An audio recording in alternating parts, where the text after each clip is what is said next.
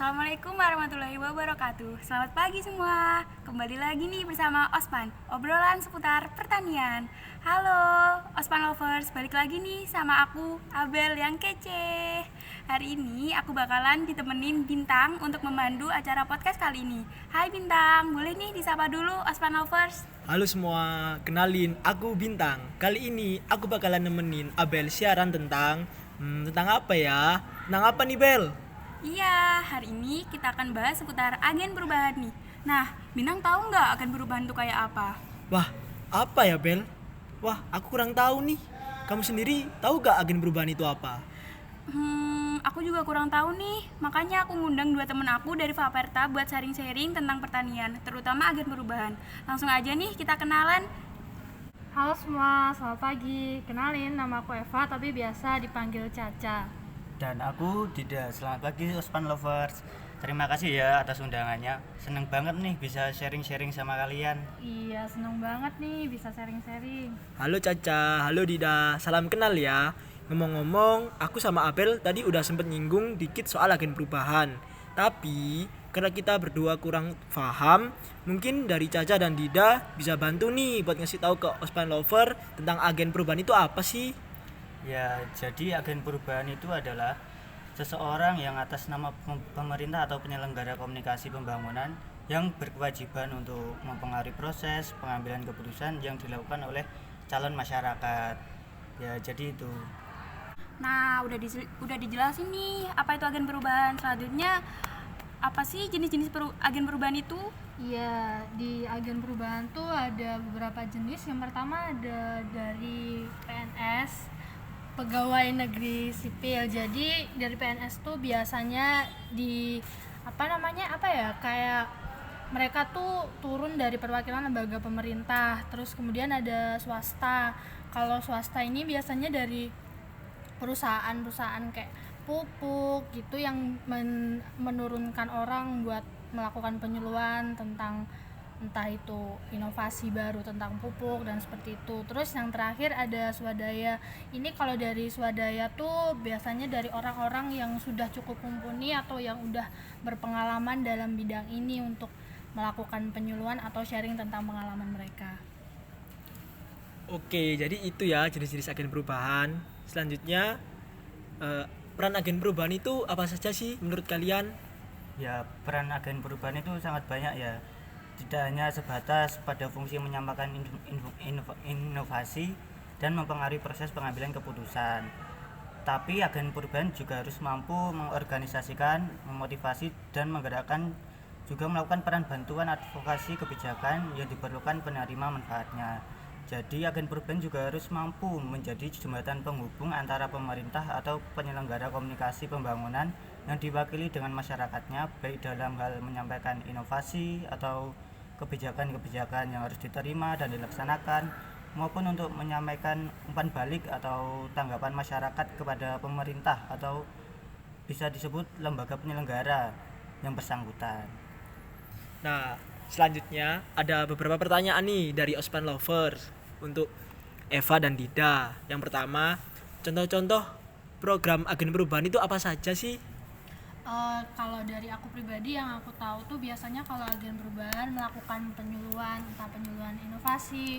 Kemarin aku sempat dengar ada ini penyuluhan inovasi baru tentang penanganan hama wereng yang ada di Kabupaten Banyuwangi. Jadi salah satu contohnya tuh kayak itu. Ada banyak lah kayak penyuluhan lain. Nah, pertanyaan kedua dari Ospan Lovers. Menurut kakak pribadi, udah benar-benar sampai nggak sih prakteknya untuk masyarakat? Menurut aku udah ya, karena di sini peran agen perubahan tuh biasanya kan untuk penyuluhan, menyalurkan inovasi baru gitu. Jadi penyampaiannya tuh udah selesai, udah terlaksana. Mungkin dari segi pelaksanaannya aja nggak bisa secara instan langsung terlaksana karena ada mungkin kayak beberapa hambatan, kayak nggak semua komunitas pertanian itu langsung melaksanakan inovasi tersebut, entah ada terkendala dari kayak fasilitasnya atau mungkin orang-orangnya yang memang susah untuk bergerak untuk melakukan inovasi baru tersebut. Oke, jadi itu tadi jawaban dari Caca. Selanjutnya nih ada pertanyaan terakhir dari Osman Lover. susahnya jadi agen perubahan dan hambatannya itu apa saja sih Kak? Ya kalau ngomongin susahnya itu banyak ya, bagi sebagian orang untuk bisa jadi agen perubahan itu sangat sulit. Agen perubahan itu harus memiliki kemampuan berkomunikasi yang baik, untuk berempati dan berinteraksi dengan masyarakat. Itu yang pertama. Yang kedua, seorang agen perubahan harus mempunyai sikap meyakini bahwa inovasi yang disampaikan itu sudah teruji manfaatnya.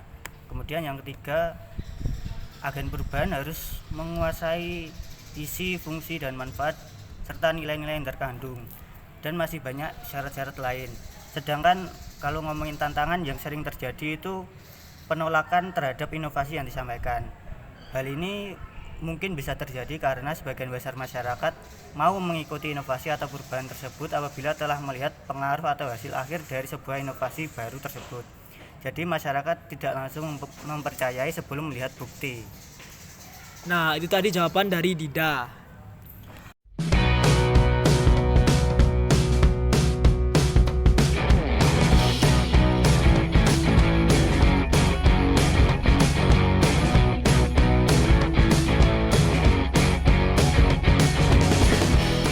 Nah, udah di ujung acara nih. Jadi, kesimpulan dari podcast kali ini tuh, agen perubahan merupakan seorang yang bergerak untuk mempengaruhi masyarakat dalam proses pembangunan.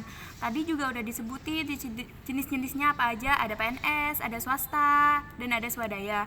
Terus, peran agen perubahan itu ada yang menyampaikan inovasi dan memberi motivasi, dan juga menjadi penghubung dan fasilitator.